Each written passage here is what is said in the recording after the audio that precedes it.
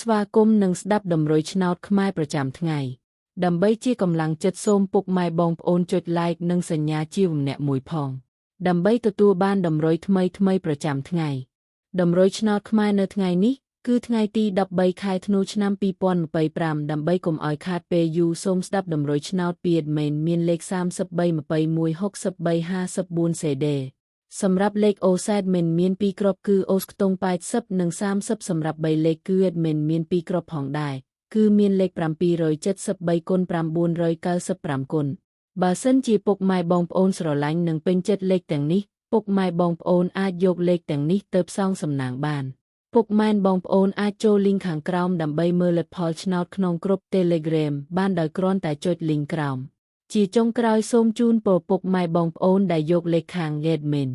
ទៅផ្សងសំណាងហេងយើងទាំងអស់គ្នាជូនពរពុកម៉ែបងប្អូនជួបតែសំណាងល្អនិងសុខភាពល្អសូមជម្រាបលាជួបគ្នានៅថ្ងៃស្អែកបន្តទៀត